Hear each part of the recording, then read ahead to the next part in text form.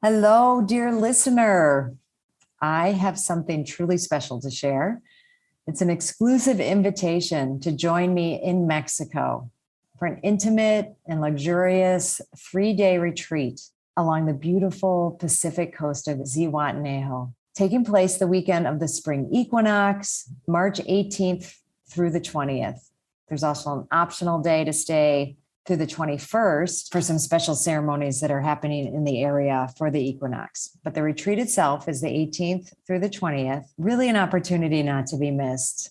And I'm offering one lucky listener a discounted ticket on this weekend that I've just been loving into being actually for several years now as COVID and, everything. But when we conceived of building this place, our home down here, it's really what we envisioned, bringing people down here for retreats, for trainings, because we felt and we knew that this space was special. And as people keep coming down and we keep getting the feedback, how magical it is, we want to share it in a really intentional way.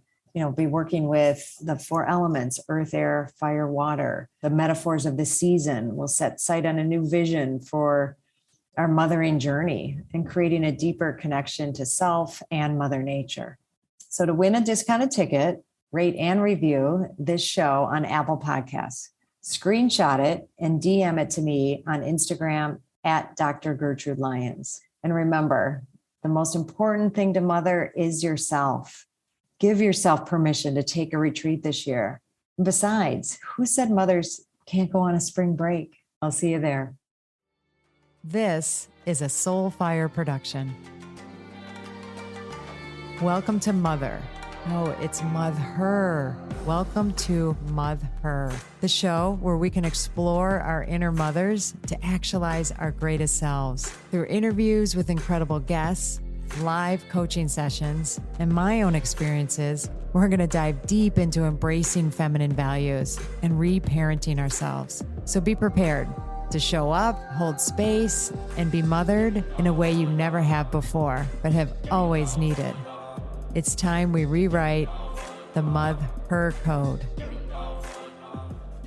Hi, and welcome to the new season of my podcast, Mother. I have loved this opportunity to explore womanhood, to be with all of you through incredible interviews, sharing my personal experience. Thank you for such raving positive feedback that has buoyed me to keep going because I'm super excited for what's to come. And as this show continues to grow, we're going to continue exploring not only how to mother ourselves, but how to be our best selves. And it's on this journey and with all of you that I get to explore that. And I could not be more excited, more honored, more blessed to kick off this new season with a live coaching session with Kelli Tennant. And when she raised her hand to do this, I was like, oh, wow. Okay. Some big pressure here to, because I obviously in any coaching session, I want to deliver, high quality service and really provide, what the person needs or intends for themselves. And I decided to just jump right in with Kelli. And boy, did she jump right back in. And she brought her full raw self, so vulnerable and courageous. And I think we both went on a journey of self-exploration, the openness that it takes to really, the rawness it is to really explore our relationships with our family members, with our past relationships, good, bad, and ugly with our mothers, and to really see what can that bring to the table for us? What does going into painful territory, beautiful territory from our histories, what does it open up for us? What is it that sometimes we need to let go of, take responsibility for, and really fully feel everything there is to feel about wounds and mistaken beliefs that we have accumulated over the years and that have really wired in and maybe getting in our way of having and manifesting our full self. Even if we're accomplishing big things in our life, we may have that feeling or that sense that something is missing. And I know that there's more and there's pieces of myself I need to collect along the way. And this is something that Kelli fully revealed herself and opened herself up to explore. So as you listen, again, I ask that, you be there fully for yourself and notice what Kelli's journey reflects for you. What feelings do you have about it? How can you relate? How can you bring this into your own work as you grow and develop into your best self? So without further ado, here we go. Well, Kelli, thank you so much for coming on and volunteering, stepping up. It's super vulnerable to have a coaching session in general, when you're alone in a room with nobody else listening. So I know this is a big deal and I can't tell you how much I appreciate it. Oh, well, thank you. I just admire you and the work that you do, and having you on my show. I love talking to you and picking your brain. So I felt like this would be such a beautiful way to connect and show people what it's like to work with you, because I know so many women you've worked with who have had groundbreaking, transformational experiences, and you hold such a beautiful container for people and for women specifically. And I love that about you. So I'm so happy to be here. Well, I'll take that in, right? Because this whole journey is co-voyaging. So yes. I get to work on allowing those beautiful words to sink right in. Yes. So thank you. You're welcome. Thank you. A couple things I want to say kind of as we get started is, underline a couple parameters or ways to kind of think about how we're going to be in the session, right? So your responsibility is to bring yourself as genuinely, vulnerably, and honestly with whatever's on your heart or your mind. And my responsibility is to not tell you the answers or act like I'm so much the expert. I might say educational things, every now and then, but really I feel like my job is to support your emergence, right? I firmly believe that we have all the wisdom we need inside ourselves, right? But it's a job to get that and to really honor that and understand that we are so powerful in us. So I hope to be a guide that allows, what's here for us today to emerge for you. How does that sound? That sounds amazing. All right, good. So the first question I'm going to ask you, just to open up a space and have us be together and what's on your heart, is if you had a magic wand and could get anything out of our time together during this session, what would it be? It's a beautiful question. I think that for me, I have been really having more awarenesses around my relationship with my mom. And she passed away, for your listeners, she passed away last year. And so ever since she got sick and then she died, it's been a lot of excavating what that means, what our relationship was for 32 years, and understanding our relationship now that she's gone, and also creating my own identity, because I feel like so much of my identity was wrapped up in her and what she wanted. And so that's kind of where I am now, is I'm getting a lot more clarity around it, but I haven't truly sat with someone and talked through those impacts and how that has impacted female relationships and just relationships in general and achievement and all of the different things that it kind of has physically manifested in my life. So that's kind of where I am. I would love to dive deeper into that and to just gain some more clarity, or maybe have some aha moments that I'm not able to facilitate for myself because I'm in it. Yes, exactly. We're so in the sea that we swim in, right? We don't always know. And I love that yearning for you. And I feel like what I'm hearing is this yearning for you to find yourself outside that relationship. In theoretical terms, we call it individuating. Yes. And differentiating from, our primary caregivers, family of origin kind of thing. So from that, there's just so many beautiful things about what that process is and what it gets you, so the yearning is more like this sense of self and discovery, of who I am and who will I be. Yes, you're physically without mom, and, my condolences, because that's still very fresh and raw, just, over a year. There's a physical, obvious separation there, but our emotional ties and all that lives in you, as you named, is ever present, right? So the more we can bring that out and in the open and to the surface. So this question popped in my mind. I'm not going to overthink it, because I was already like, is this too much to start out with? Whatever. So what if you were now sitting across and looking at me and your mom was sitting here, what would you want to say to her? Oh, Gertrude, get me deep starting. Ooh, okay. Should have known you were going to say something like that. I can already feel myself crying. Okay. Yeah. I think that what comes forward for me is that I just want to say that I'm sorry, because I feel like I was really hard on her because I didn't understand her. And I think it was vice versa as well. I think she was hard on me and also manipulative in ways because she didn't understand me. And so now that she's gone, I really am starting to get it. And what I would want to say to her is that I'm sorry that I was hard on you and judgmental and didn't show you the grace and the compassion that you deserved. And I get it now. I get it. And I understand. And that I love you so much and thank you for everything you did for me. Yeah, just let those feelings come up, Kelly. It's very, very deep. Yeah.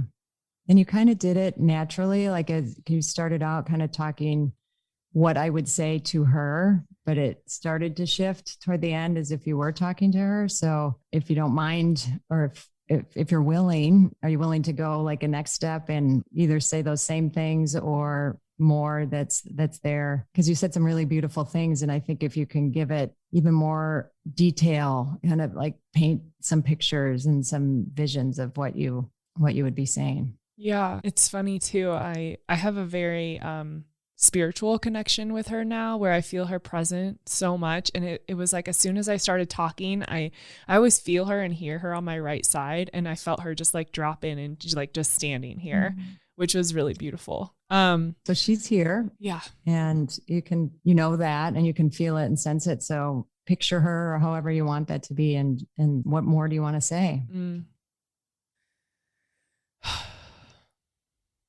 Mom, I just want to thank you for doing your best and trying to create a life for me that you didn't have, and giving me opportunities, and for showing up and being there. And even when you had no idea what you were doing, still trying to figure it out. And thank you for loving me and supporting me in moments when you had no idea what I was doing and didn't understand it. And thank you for being patient with me while I tried to figure myself out. And I'm sorry for not showing you the compassion and the grace that I know that you deserved. And thank you also for understanding that I didn't have the tools and resources at the time to be able to do that. And I do now. And thank you for showing up for me in the ethereal, being such an incredible guide and helping me mend our relationship so that I can more fully express myself and really become who I know I'm meant to be, and be the partner and the mom and the leader and the business owner that I always wanted to be. And that I feel you so present and so strongly in every moment. And I know that you're here with me and loving me and supporting me even more than before, which is such a gift. So why don't you just, breathe and take that in, Kelly. That was a big journey you just went on with your mom, and allow those words to just permeate you and feel the realness of them and the poignancy. It's really beautiful. It's such relief and like a release of guilt. So much of when she was dying, like the last couple weeks, she was really just on morphine and not really there and didn't make a lot of sense. And there was a lot of anger. And I felt like once she got to that point, I didn't get to say the things I wanted to say. I didn't have like that closing conversation that I think almost everyone kind of wants with someone that you love. And I never got that. And so I felt kind of abandoned because she didn't say anything to me either. And I felt like I had a lot of guilt and resentment within myself for not stepping up to say these things. And so I carry that with me. And I've tried to do this in different ways on my own, of just like acknowledging her, but to actually say all those things like that, I just feel, oh my God, like I can breathe. I'm really moved as you're saying that. I get I get to see you, not everyone will, but I get to see it so beautifully present on your face and your tears. And it's, that you feel a space. And that's, is the beauty of something we're afraid of. But once we step up and do it, you are exemplifying the power that's there. Mm-hmm. I can wholly and totally feel it on my end. Thank you. So I had another thought, if you're open to it. Yes. And you can say no to anything, like any question I ask or anything, if something feels like, it might be a little too much, that's totally fine, because we always have that choice. Before I have you, say more about her or anything, are you okay if I say some words as your as if mom? Oh, yes. Oh my. Oh, okay. And I know there's more I probably could say if I got some more data, but we'll start with just off the top of my head, and some of it may resonate, some of it may not, but just for you to hold, because I don't think anything I'm going to say would be bad for you to hear. Yeah. it's true no matter what. Yes. All right. So Kelli, I am so sorry that we didn't have the chance to have our verbal goodbye. And there's so much I wish I had said and wanted to say in those moments, and, all through your upbringing, anywhere where I didn't express or held back just how immensely proud I am of you. And I didn't always know how to express that or how to be with that and your energy and your aliveness. And there were ways I don't really like how I backed you away or backed you off. But I want you to know now that you have always been, and we're such an incredible little girl. Your ability to engage with life and bring forth, so much joy but all the feelings, and the way you expressed yourself, the way you took care of things and handled things, and the way you took on your life as you got older, and sports and volleyball, and so many ways you accomplished. And I don't know that you'll ever know just how deeply proud I am of you for those, but that more than that, even if you had accomplished nothing,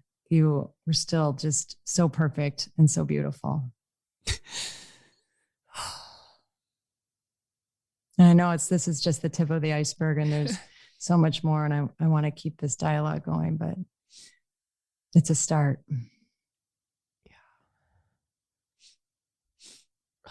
You're supposed to tell me not to wear mascara before coming on your show, Gertrude.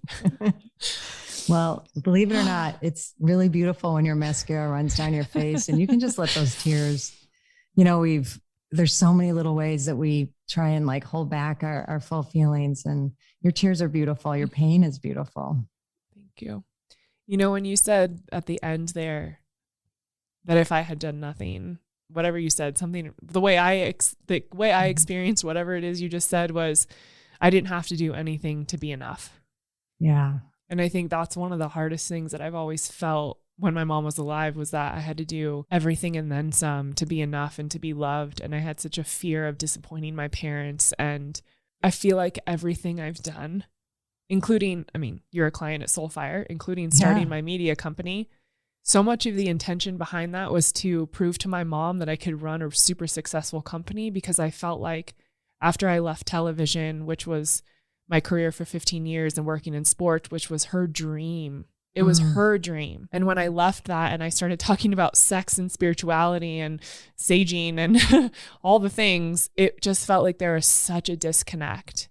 And so I felt like part of starting the company was to prove to her, I'm still valuable. I'm still awesome. I can do big things, and look at me achieving this so quickly. And I'm a boss, and, I'm special. I'm still lovable. And I realized that just so much of my life of achievement and competing and trying to be the best was so that I would make sure that she would still love me and that I wouldn't lose that. And wow, that's a huge recognition, realization, Kelli, but keep going. Yeah. I was just going to say I have realized that I don't need to, but hearing that come from you just out loud, again, it just felt like a relief. It was like, oh, right. I don't have to do these things. I don't have to be a certain way or achieve this or get this gold star in order for you to love me. You love me. You love me unconditionally. You love me just as I am. And I feel that now, but I'm still a person with an ego and a life experience and like trauma. Yeah. So I'm still like human processing this thing while having this whole spiritual separate experience. And so it's really, yeah, it just like felt really good to hear you say that. Good. Well, it was beautiful to watch you receive it. And I'm glad to open that space for you and have that. So now what if I don't need mom's approval and I can let go, I can start to let go of that as kind of my meaning, it's some of where my meaning came from. Like, well, and I'm going to prove it to her and show her and get my worth from there. Where will it come from? Yeah. $1 million question. I think that's kind of where I am now. I was just telling my boyfriend, Connor, I just walked up to him like 20 minutes before we started recording. I said, I'm having thoughts about having children because we're in the middle of our fertility testing for IVF right now. Mm. He goes, okay. I said, what if we wait? Mm. And he's like, all right. And I said, I just feel like I am just now scratching the surface of myself. Mm. And I am just now doing what you just asked me, is redefining who I am and not even defining it, but like allowing it to emerge in whatever that looks like. And in our relationship, and I'm bisexual. And so my attraction to women and what that means for me and what that opens up for me to explore and be curious about and what marriage and having children means. And I've wanted kids for so long and I can't wait to be a mom, but I feel like part of me was, and I'm thinking this and verbalizing this for the first time, but it's like, I think part of me was almost pushing that or leaning into it more because I thought it would fill me in some way or fulfill something or fix something. And now I'm realizing that I don't need that to fix me. And so I'm like, oh, I can wait. Like, it's fine. I don't need a child to fix my like mother relationship because I'm healing myself and healing that relationship. And so I don't need this other entity to come in and be the fixer. It's like, oh, it'll just happen when it's meant to happen and I'll be in a healthy place to allow for that. And I think that, like I said before, I'm scratching the surface of who I get to be and who I'm becoming. And I want to lean into that. I want to know what's there. Well, first of all, hallelujah, amen. Kelli. And, what you're saying is, I want to name it as radical. And, I think what so many women feel a lot of times deep down, but don't let themselves fully manifest it and speak into it the way that you are. So it's really big to allow that and open up that space, because what was coming up for me as through all of what you were just sharing was, yes, like you're birthing yourself right now. Yeah. You in that process and, that's an ongoing process. We're never, we're always birthing ourselves and emerging. So I'm not saying that's done, but as you said, I just feel like I'm beginning to scratch the surface. And sometimes we think, or we've been programmed to think like, oh, well, these urges and this maternal instinct or that like must mean I need to bring a baby into the world. Well, it might, but it could. And I think often is mistaken for what you're articulating, and what you're stepping into. So keep going. Yeah, no, I that all resonates so deeply with me. I do feel like I went through a rebirth and I lost my relationship with my dad at the end of last year as well. And it felt like this, like being unchained from a lot of things that weren't mine. Mm. And so then I could finally have the space for myself to ask the questions and really reevaluate why I operate the way I do and why I make certain decisions and who I'm trying to live up to and what I actually want. And I think that, I've been such a people pleaser and perfectionist my whole life. And I always joke like I'm in recovery because I really am more conscious and aware around it. But it's like, okay, if I'm not people pleasing and if I'm not trying to be this unrealistic expectation of perfect and I'm no longer chained to these old ideals and patterns and belief systems, then who do I get to be? And I don't know that I know the answer to that yet, but what I feel is so much freer. Mm-hmm. And I feel more grounded and connected and where I can hear myself for the first time. And so I think to answer your question in a weird way, it kind of feels like it's allowing me to just make more conscious decisions and choosing myself. And then whatever that leads to is where I'm heading. I don't know if that makes sense. Hi, I'm so excited to share with you my 2024 Spring Equinox Self-Mothering Retreat that's happening this March 2024. And I would love for you not only to consider it, but to attend. But in considering it, hey, just knowing that you would be leaving cold weather, if that's the space that you're in, and coming down to just magnificently beautiful, warm, nourishing place of Zihuatanejo, Mexico.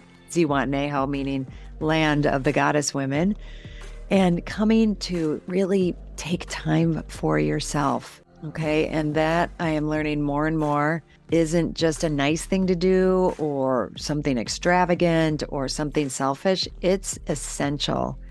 And I really want you to take it seriously, to consider, just think about what would it take for me to go. It's a 5.5-day retreat. Getting from where you are, getting there, landing there, and then being in a space that is all about you. It's all about nourishing you. It's all about tuning into you, using everything around us, the nature, the food, the beautiful people, the rituals, ceremonies. I bring it, we really bring it. And we go deeper and deeper as the days go on, and we release, we let go, we bring in what is nourishing, what is empowering, what is that space of just really divine feminine energy. And we do it in the community of women. It's not for everyone. I will be honest, if that idea of leaving and not making it work, or it's just too hard, not for you.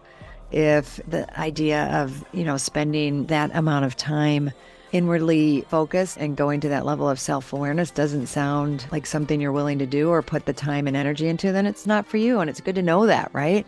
So this is for people who are serious about what it means to mother themselves, what it means to take time for ourselves, and that gift and what that gift can bring to us. It was originally right after my fall retreat. It filled right up. But now some people, it turns out, are not able to come. So I do have a handful of openings. And if you're listening to this and you're willing to take that step, please reach out to me. We can do a discovery call, or you can put a deposit down. I would love that. And you can do that by going to my website, www.drgertrudelyons.com. Go to events, and there you go. It'll all be there. There's a beautiful page there for you to explore. I look forward to hearing from you and then seeing you on my spring retreat.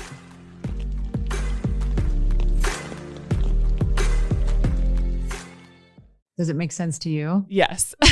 Yes.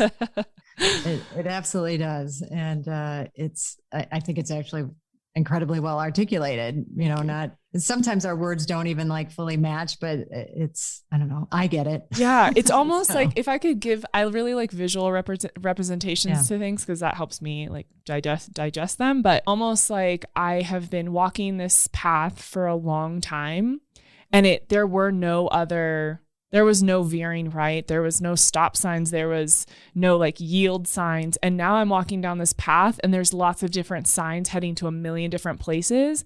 And I am in choice with them. And I get to feel into, okay, do I want to go right? Do I want to go left? Do I want to stay here? What's down there? Oh, cool. The unknown. Let's see what that means. So that's what it feels like in my body, where I just have a million choices that I didn't have before. And I did, but I just didn't realize, and I didn't have access to that part of myself who could be in choice that way. So yeah, that's how I see it in my head.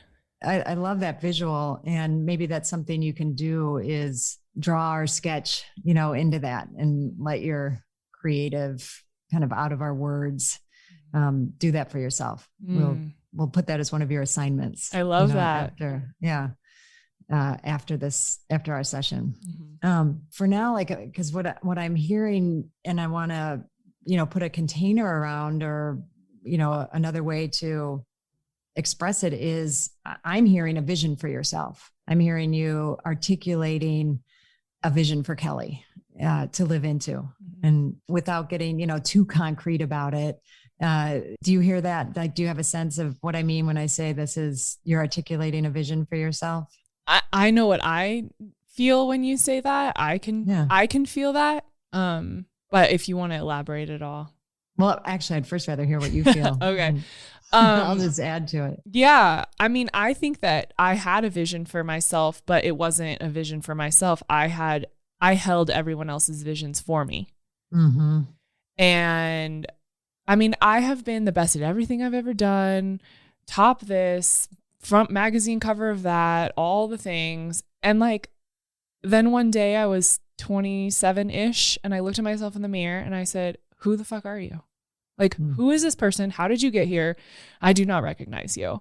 And so that's what it felt like holding everyone else's vision. And so now, as I create my own and hold my own, it feels like every day coming back to my core values and being in alignment and integrity with that. Because again, it goes back to the choices of choosing for myself, not choosing for other people, but thinking I'm choosing for myself. Mm-hmm. And it feels much bigger and bolder and louder. I really got quiet because I wanted people to like me and I wanted them to approve of me and I wanted to fit in and do what they wanted and not disappoint them. And so I got really quiet and I just did what I was supposed to do and followed the rules and all of that. Mm-hmm. And now I'm about to start writing a book and I have this incredible company that is going crazy bananas, blowing up, and my show is doing so well. And I am creating all these programs that are taking off. My relationship has never been better. We're looking at buying land and having property out in the mountains and just, being off the grid, which is the dreamiest dream of all time. And so I just feel like when I think about creating the vision for myself, it's so much bigger and louder and grander than I ever allowed it to be, because again, it goes back to that freedom. I feel free to feel. I feel free to dream. I feel free to be loud and bold and take up space and not tethered to these constant reminders that feel like, I call the voice, is like the voice tells me I'm disgusting or I'm bad or I'm gross or I'm not allowed or, all those things. And it just is on repeat. And I feel like that's getting more and more faint. And I'm hearing myself bigger and louder. And so the vision just keeps expanding. It's like, oh, fuck yeah, I could do that. Like, totally, let's go. Before it was like, nope, don't do that. And so it just feels very expansive. Yeah. That's what I'm totally picturing as you're articulating it, is anything's possible. Mm-hmm. Right. And my life, in my life, the sky's the limit. Anything's possible. I can do anything I put my mind and heart to, and it's all me. Mm-hmm. Right. And, something that it was something that came up when I was talking to you as your mom, is I did picture this just very energetic, I can conquer the world. Anything's possible little girl. And you mentioned her, and then you mentioned that, but then I started worrying about what people thought and I got quiet. So at what age would you say that shifted for 10. you? 10. Oh, you're very clear on that. Yes. Can you say more about it? Yeah. I actually had this revelation when I was working out the other day tied to this, because when I was 10, I started playing volleyball, and I had been a dancer and a swimmer, and my parents made me choose, because we were volleyball tournament, swim meet, dance recital, like we were just all over the map, and you got a 10-year-old who's trying to do all these things. It's a lot. So I understand. I'm not saying they did the wrong thing. They what are you going to do? We only have so many hours in a day. But at that time, a lot shifted for me. So it was like, I had to choose. I was an amazing volleyball player and was already being recruited at that age. It was crazy. And everyone was telling me, you're so amazing. Oh my God, the sky's the limit. Full ride scholarship. I was already 6 feet tall. So it was just unbelievable. And I was getting a lot of attention and accolades for it. And that's all I ever wanted, right? Is make my parents proud, do the thing. So I chose volleyball, and dance went away. Mm-hmm. And then I wasn't allowed to do anything fun anymore because I couldn't get hurt because of volleyball. So all of the fun things that I did, like playing street hockey with all the kids, riding my bike in the dirt, in the mountains, falling over. I mean, I had scrapes and bruises and all the things. That ended. And then I became careful. And that's the revelation I had working out the other day. I was like, oh, wow. I'm scared to stand on a foot tall box. I'm 6'1" and like a Division I athlete. I'm scared to step on a foot high box because I'm so scared to get hurt. And that's how I lived my whole life for so long, is this idea of being careful. Oh, don't do that. That's dangerous. Oh, don't do that. That's scary. That's unknown. And I've been like tiptoeing around life ever since that happened. And at that time, I started to excel massively. I was also a great student and president of student body, and all those things were happening at once. And so kids started to be like, you're annoying. We don't want to be friends with you. Wow. And like you were too much. Now it was like, I'm too much. Yes.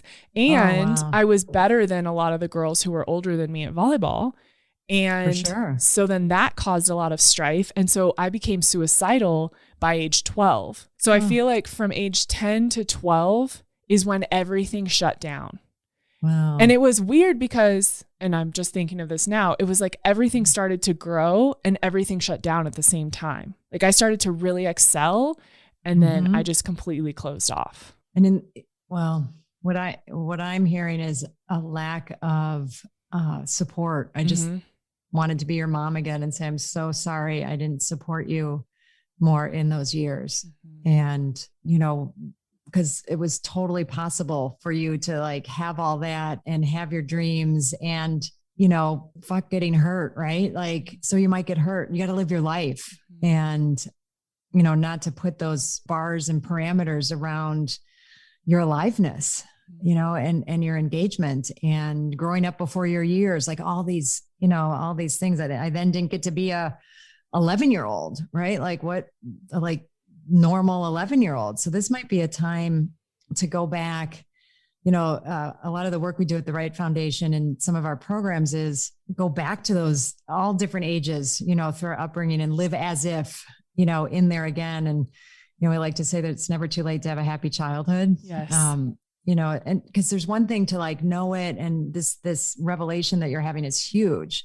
So now what can I do to go back and shift that and have some of what I didn't have before? And I think you're perfectly poised to do that with what you have in front of you, and to notice like, where might I limit myself in this just immense success that's like right at my doorstep. It's already there. You're already experiencing it, but what are some of those old messages and mistaken beliefs that might come in to squash any of it? Because we don't want that.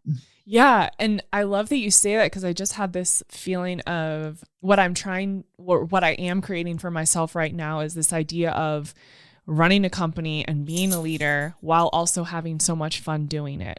And not getting so caught up in the minutia and the day-to-day drama of, clients and paperwork and whatever, and just having fun. And that's part of why I feel like I chose Connor, is because he will come interrupt me with some dumb TikTok video in the middle of me writing client contracts or like putting something together. And I'm like, oh my God, I love you so much. Thank you. Because it reminds me, oh, right, we're having fun too. Like we can do both. We can have both. And that's okay. And that's awesome.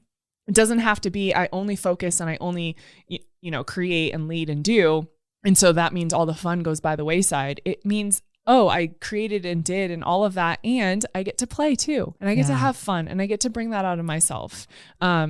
We hunt. And so this afternoon, I closed my calendar off. I'm like, it's Friday. I am tired of working all day, every day doing this thing.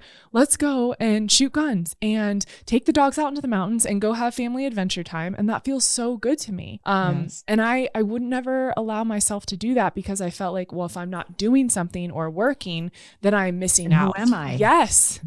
And I will fail. Yeah.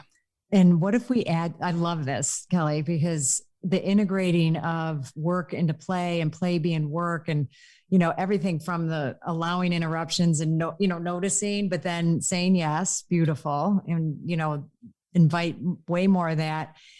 so a couple of things to expand on it. Like, what if like writing that contract was fun? Like, how do I have fun doing some of those mundane things? And, eventually I'm totally fine for you to offload any of the things you don't like to do. Yes. You don't have to do them, but in the meantime, like how, what could be fun about that? And who knows, like that could just be a mental state. It could be, a lot of things, and we could talk about that. But then, are you ready for this? Yes. I don't know. We'll see. What if making mistakes and failing was fun? Mm-hmm. That's cute, Gertrude. You're cute.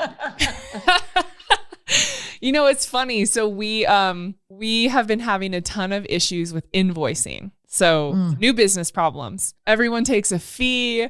We're trying not to screw our clients over. We're trying not to get screwed up. It's just like all these things that you just don't think about when you start a company, and you're like, oh, I'm paying $1,000 a month in fees just to get paid. Okay. So Brian of Simply Be, Jess's amazing husband, Mr. Finance, comes in and says, I want to help you fix this. And it has been over a month long of us trying this. Every system we've used has failed. We have been upsetting clients. It's been this whole thing. I had a full-on meltdown the other day. I am just sobbing, calling the bookkeeper like, I don't know what to do. Anyways, go through this whole thing. Not fun. And then I come out of it and I'm like, that was amazing. I just learned so much. Yes, I love it. That was rad. And then I just had perspective, because what feels like it's so hard and painful and scary when you're in it, when you have perspective after, it's never as bad as we thought it was. And I realized that I was repatterning as well, because my fears of disappointing people or upsetting people, and that means clients now for me, not parents, is something I get to let go of. And I don't have to keep apologizing for things or think that I'm supposed to be perfect or think I'm supposed to have this all figured out. I've been doing this for a year. I'm going to be learning for as long as I run this company, And so I had that perspective, and I was like, fuck it. Like, let it go. I'm having fun now. Like, this doesn't need to be such a big deal. And so I'm glad you bring that forward. I did not have fun during. No, that did not happen. No, but I found it later.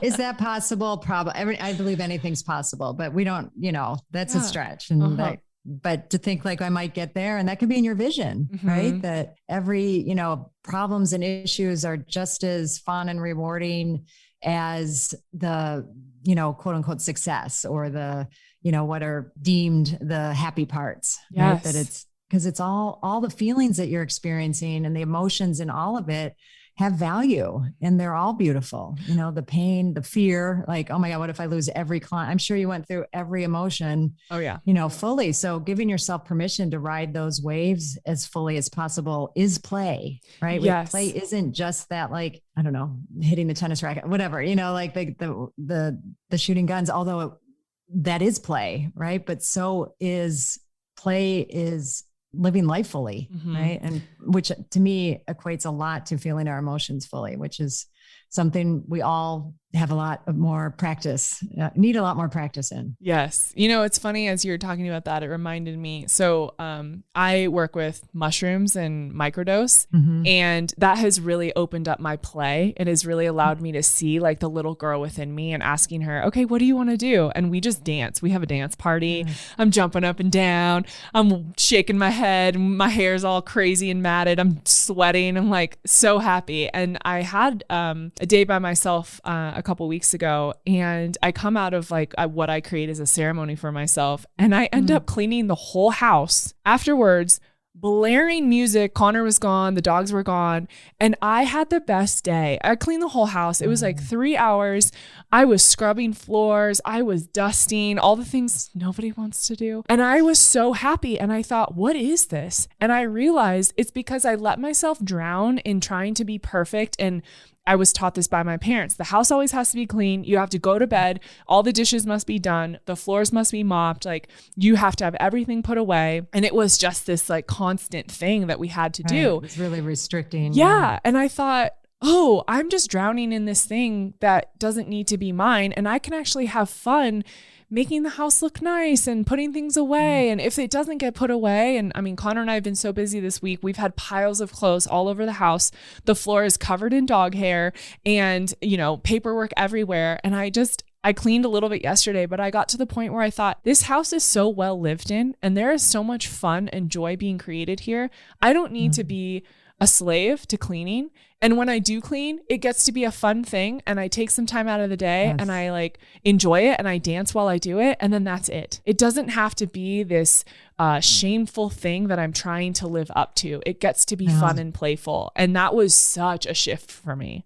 Well, that's so beautiful, Kelly. What I want to underline is, seeing these places where you are creating you and how, and it's not reactive. Cause oftentimes we'll be like, well, I'm going to just not do it how my mom and dad did. And the house will just be a mess or whatever, but you entered into it and created the experience totally for yourself, and now you can see like, oh, I did that there. I can do that everywhere. Right. So with your initial, like how, revisiting, we want to keep revisiting like what you were initially came on wanting. Are you starting to see all of these places where, so I'm already doing it. How do I build on that?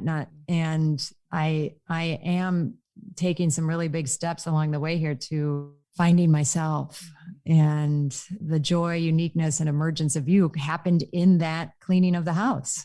Yeah. And it's funny too, as you say that, because not you, but we don't really realize how connected everything is. And I don't think about certain things connecting me to patterns or a relationship with my mom or things I learned as a kid. And in reality, it really is all so connected. And so it's those moments when you are healing things and you don't even realize it, just by choosing yourself, just by creating something that feels good or right for you. And it is letting go of that and it is healing that. And that feels really good to kind of see that pattern in everything that we just talked about. Yeah. And something, and we can decide, because this is a different level of vulnerability, but I would want you to do along the way. You can see if you want to do any of it while we're together. Is, we want to get everything out on the table, the good, the bad, and the ugly in our relationships with our parents, right? And with our families. And I know you've been doing a lot of work, but I want to underline the part where, for me, breaking a huge rule was to talk about anything negative about my family, right? And the resentments I had, or where I snuffed out my anger, or, I was very much do what my mom tells me to do and please her and all of that. And definitely getting angry wasn't one of them.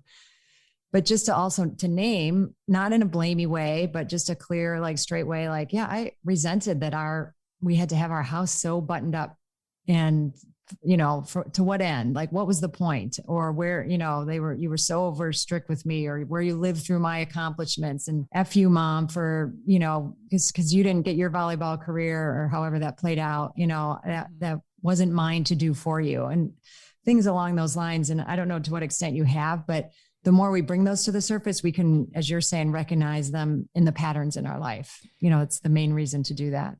Yeah, I've done it a little bit, mostly. So I didn't realize until after my mom died, when I was in therapy, that my mom was a narcissist. I had no idea my whole life. And I was telling my therapist all these things. And she said, Kelly, because your mom was a narcissist, da, da, da, da. And I said, hold up, let's go back here. Can we please talk about this? And she explained to me all of the personalities that a narcissist has. When your whole life flashes before your eyes, that's where I was. And I started to see all of the ways that I had been manipulated for her benefit, or quote unquote benefit. And I got really angry. Great. And just started talking about all the things that were coming up. And so to your point, the things that I don't know that I still hold a lot of resentment for, but the things that are sometimes heavy with me are, I felt kept or held back from having really quality relationships, because I think she sabotaged a lot of them and told me lies about people and things that they were doing to me in order for us to stay close. because she wanted, Ouch. she wanted my whole world to revolve around her. Yeah. And we were best friends, and I didn't really have a lot of good female friendships. And anytime I did, it felt like they were just gone. And the other thing that I'm kind of reconciling now is so much of my childhood, I only know through what she told me. I don't remember a lot of things. Oh. I only know what she said. And so now I'm trying to come to terms with, well, was that true? Or was that a way she was manipulating me? Wow, this is going to be a big part of your reclaiming, Kelli, is, and sometimes there's reasons we've blocked out memories or whatnot, and we want to tag all these things for pathways for your future work, right? That this is something an avenue I really want to support you in diving into and reclaiming some of those memories for you. And, whether they come like explicit or visual, I think you'll get there, and it can take some time, but yeah, everything that you're saying is you've opened up a space, in that. And I love hearing that you let yourself get angry, because probably in your upbringing and around that, like that wasn't allowed.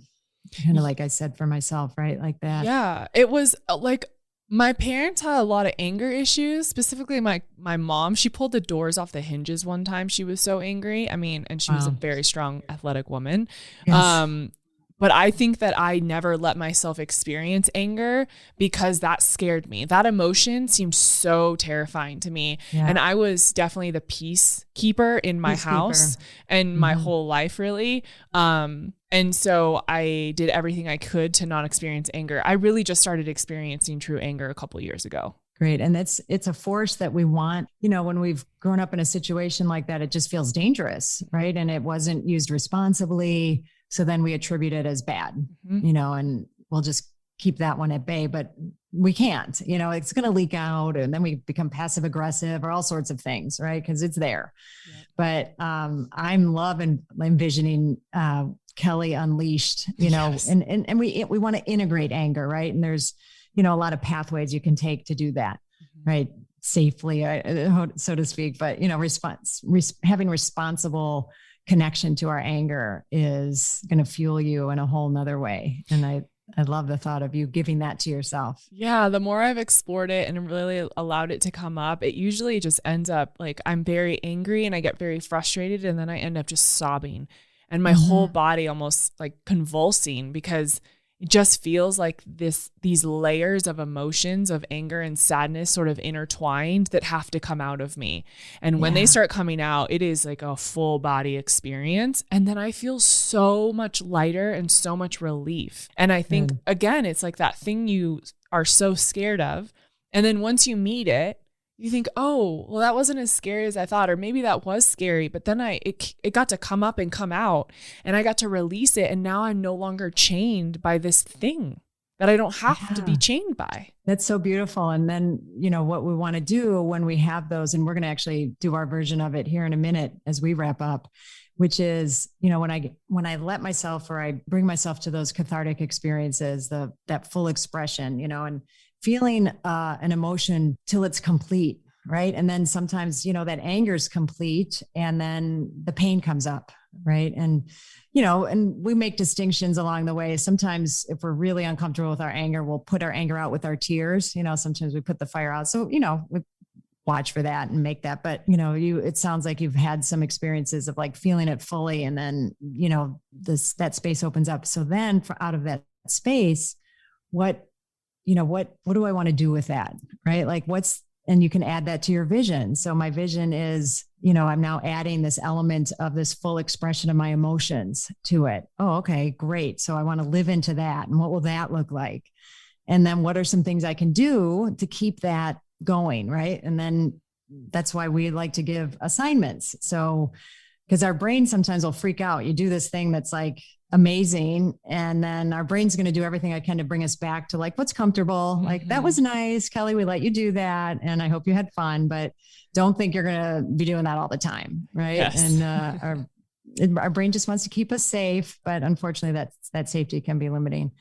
So we'll want to look for ways, in this instance that we're talking about, like, what are ways that, and it might be just saying through the day things I like and dislike, or it doesn't have to be, I'm going to, have that level of expression 5 times a day, right? To keep it going. But we want to tell our system, like, we mean business. We're shifting this behavior. It hasn't been safe to have my anger, but I'm going to now allow that to be there. So does that make sense? Yeah, totally. It just feels, for me, it just feels like when I am feeling something, allowing myself to feel it and not pushing it down or dismissing it is really allowing it to come up, what good or bad, or however you want to phrase it. It's just whatever is coming up, allow myself to feel it, because then that will allow me to be more fully expressed and to not feel like I am keeping myself back or keeping part of myself hidden. Exactly. Perfect. So that being said, and that might be one of the things that you do for yourself. So if I would love to have you name some and put into words some of your takeaways from our time together. Like, what do you want to kind of hang on to? There's a lot, but grab onto for you and don't feel like you have to do it all. And then what do you think? Is there something you can do or put into action for yourself that will, help build the muscles of what you worked on today? Mm-hmm. I think one of the things that I would like to implement more is just being in conversation with my mom and healing and speaking directly to her. That felt incredibly cathartic and supportive for both of us. Yeah. I also think that sitting further with the idea that I don't have to achieve or do something in order to be loved, and that's not just with her, but with anyone. Because I see that pop up a lot, is that people will only love me if I do this thing for them, or if I help them or save them. And if I can step back from that and really understand and feel into, I don't have to do or be something in order to be loved, and really begin to believe that, I think would create a huge shift. And I think also just remembering and continuing to ask how I can infuse more play. And in those moments of feeling like I'm drowning in paperwork, or feeling like, the whole world is falling apart because of some dumb thing that's going on, just remembering, okay, like, would it be supportive for me to have a dance party right now and just like work this energy out and remember that the world is not actually ending? I think little moments like that would be incredibly supportive and nourishing for me, and just give great perspective in those moments. I love that. I love all of them. And I think you have that kind of accomplishing aspect of you. So I know you will do them, but are you okay if I suggest a couple ways to give it some structure? When I'm doing that mundane thing, I'm going to infuse some play in it. So let's pretend we're going to see each other a week from now on Friday, which we can, we can check in, but we were going to meet again in next week. So one time between now and next week, you will have a moment where you've caught yourself in the or you go into a task that you don't like to do. And you've thought about how can I play with this? Mm-hmm. Yes. And then we had the, having conversations with mom. So again, I'll have one, if I have more, great. But we like to give our system something completely doable. So, and even then, if we don't, it's fine, we'll learn from that. But one time I'm going to create a space and have a conversation. And I'm going to maybe say some things I haven't said before, or I'm going to feel my feelings with her, or I'm going to say some of the things I'm angry about, because we talked about that aspect too. And, that you keep bringing, more truth, more and more you and truth to it. Yes. And then the third one was, what was the third one? Because there was mom, infusing. Play, and sitting with the belief that I don't have to do something or be something in order to be loved. Yes. Yeah. So what came up for me, and you just noticing that and being with that, and however you want to, hold that up for you. But I envisioned you inventorying all your non-doing qualities, right? And I'm going to call them non-doing, but they're really making a distinction between masculine and feminine in some ways, not man, woman, but masculine, feminine qualities. So we're in more of the being space, and the intangible, what are the intangibles that is just me, some of my qualities, and you inventory some of those for yourself and let yourself treasure and honor those in whatever way that you wish. I love that. I love that. Yeah. Thank you. Good. So do you feel like you have things to take into your life and Yes. go be with? Well, I feel like hugely blessed, and I went on my own journey, with you, which is what is like the biggest blessing of this job, is I get to work alongside with you. And it was a really beautiful journey. So thank you so much, Kelli. Thank you so much, Gertrude. I appreciate you. That was, like I said, when I began, and now I got to experience it, incredibly transformative and just very cathartic. And I needed that conversation, and I'm just so grateful. Right. Thank you. Thank you. Thank you so much for choosing yourself and taking the time to listen to this podcast. As always, please rate, review, and subscribe to Mother. Subscribe to Mother. It helps other people who need this message, aka all women. Well, actually, everybody, men included. I'm honored to have you on this journey in mothering yourself. Remember, change is uncomfortable, but it's beautiful, and it starts with us. And if you can't wait until next week's episode, follow me on Instagram and LinkedIn at Dr. Gertrude Lyons, or at my website, drgertrudelyons.com. I'll see you next time.